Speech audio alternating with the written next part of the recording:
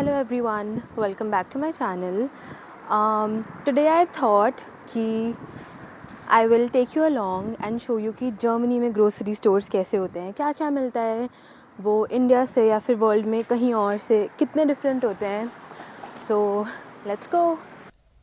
आज मैं जिस ग्रोसरी स्टोर में आपको लेके जा रही हूँ उसका नाम है काउफलैंड. जर्मनी के ग्रोसरी स्टोर्स में एक इंटरेस्टिंग सिस्टम है जिसे कहते हैं फंड और बॉटल डिपॉजिट सिस्टम. जब आप कोई बॉटल ड्रिंक खरीदते हो लाइक वाटर, कोला या बियर, तो आपको उस बॉटल के प्राइस के साथ एक्स्ट्रा चार्ज देना पड़ता है, यूजुअली अराउंड 25 सेंट पर बॉटल. यही एक्स्ट्रा चार्ज होता है फंड. अब जब आप वो एम्प्टी बॉटल वापस लेके जाते हो स्टोर के फंड ऑटोमेटन सिस्टम पे, जो कि एक स्पेशल मशीन होती है, तो आप उस बॉटल को वहाँ इंसर्ट करते हो. मशीन बॉटल को स्कैन करती है, एक्सेप्ट करती है और आपको एक रिसीट मिलती है.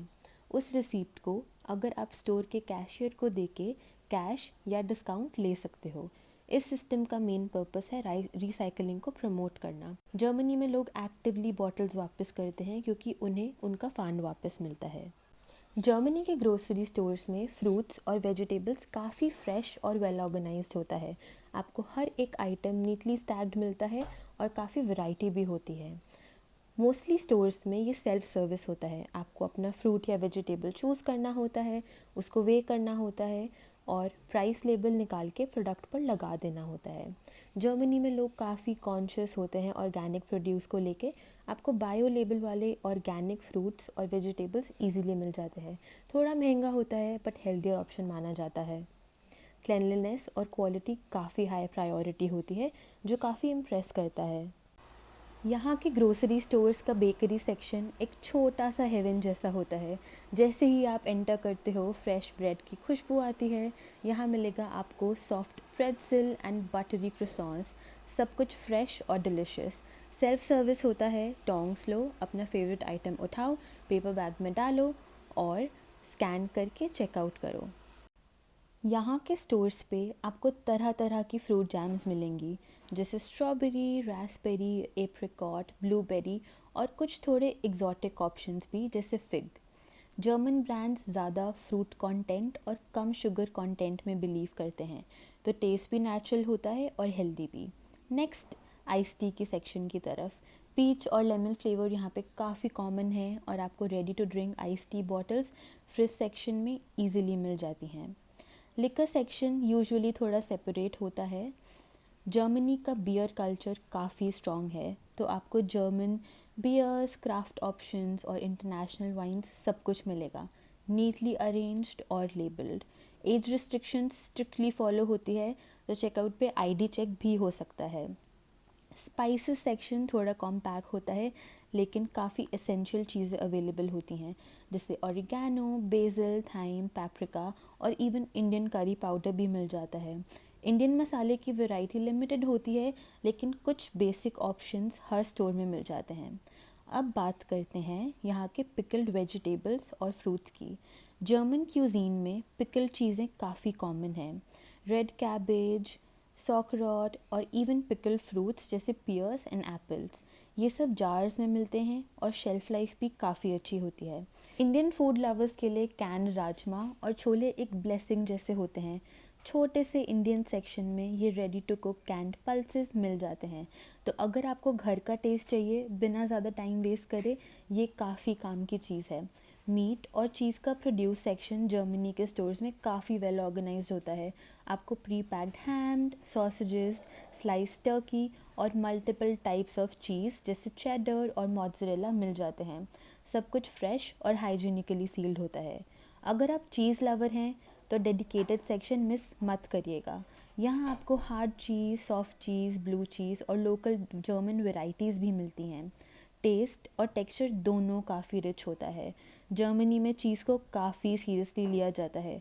फ्रोज़न फूड सेक्शन में काफ़ी वैरायटी होती है. Ready to eat pizzas, frozen berries, fries, lasagna and even Asian frozen food मिल सकता है. बिजी लाइफ के लिए ये एक परफेक्ट टाइम सेवर होता है. फ्रेश मीट सेक्शन भी वेल मेंटेन्ड होता है. चिकन, पोर्क और टर्की के डिफरेंट कट्स आपको चिल सेक्शन में मिल सकते हैं. सब कुछ प्रॉपरली पैकेज्ड और लेबलिंग के साथ। क्लेanलीनेस का काफ़ी ध्यान रखा जाता है। बेबी सेक्शन में आपको मिलता है organic baby food, formula, diapers and lotions. Brands जैसे हिप और बेबी लव जर्मनी में काफ़ी ट्रस्टेड हैं। ये सेक्शन यूजुअली एक क्वाइट कॉर्नर में होता है ताकि पेरेंट्स इजीली शॉपिंग कर सकें। मेकअप प्रोडक्ट्स का सेक्शन थोड़ा सा लिमिटेड होता है, लेकिन बेसिक एसेंशियल्स जैसे मस्कारा, लिपस्टिक, फाउंडेशन वहाँ अवेलेबल होते हैं।